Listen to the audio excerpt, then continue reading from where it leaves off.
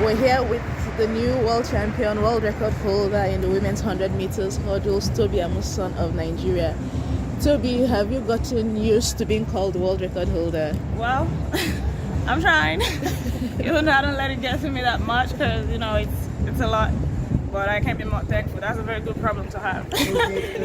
And then you trended for a week plus globally after you broke that world record. How have you been able to manage that attention? How are you still managing it? I'm sure your phone was ringing off the hook, social media notifications, being verified on social media. How have you been managing it? It's overwhelming, but like I always say, this is what I've been praying for to be, it's just overwhelming overall, but I can be more thankful because it's been got all through, and getting the global title, winning the world champs, breaking the world record, it's an awesome feeling, and I could be more thankful. So knowing that all eyes are on you each time you go out to compete, how do you balance it so that it doesn't affect your performance?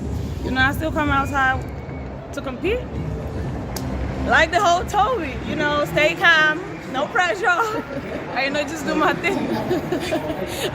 And after you broke the world record, there were talks of, oh, it's the timer, no, it's her shoes, and all of that. Were you expecting that kind of reaction, and how have you still managed that? It's all right. People have always thought when I was coming for place finishes, there was no tack, tack, tack.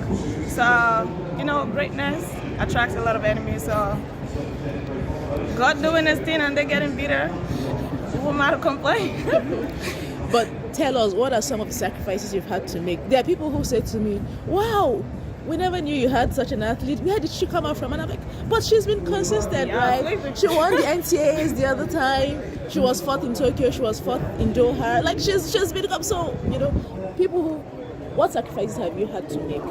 I've been grinding all through the years, and hard work, dedication, trusting my coach, even though the process might not be processing sometimes, I still trust in my coach, and God timing is always the best.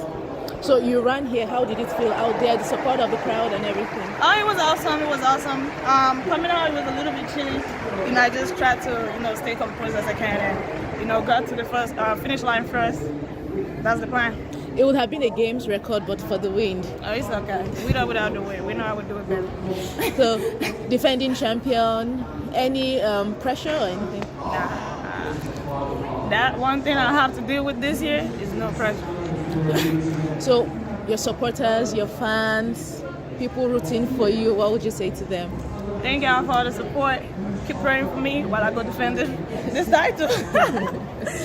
Thank you. And before I let you go, at the World Champs, you had already written incoming world record holder. People dug up your tweets from like 6 years ago where you're like, the world will know about you. How important is it for an athlete to have that foresight? Because at that time, it would look like you were just writing those things. How come you had so much belief and self-confidence, even though things had not happened at that? It was a lot of ifs and buts when I started hurdling, and then I got my scholarship to the United States. So I felt like I needed to prove myself. I needed to prove something to myself, actually, and, I just had to write down my goals every year to remind myself that I can do it, I can do it.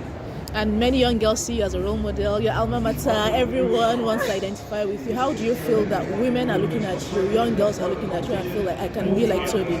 It's an honor because I've looked up to, great athletes, great women, and my coach, for example, my mom, what more can I ask? And to the younger ones looking up to me, just stay focused, don't let anyone tell you you cannot do it, because that's the biggest hit of greatness. Finally, when you're on the podium that day, and the anthem was playing and you cried, and many people were like, oh, we cried along with Tobi. What was the emotion at that time? What was going through your mind? What were you recalling? It was a lot of stuff. But, looking back at every championship, it's always a fourth place finishes. The goal was to come and get a medal, and see myself on the podium, in the middle of the podium, in the middle of the podium. It was an awesome feeling. So it was just tears of joy, hard work, of being consistent and being prayerful and trusting God. Thank you, Tobi, and all the best. Thank you so much.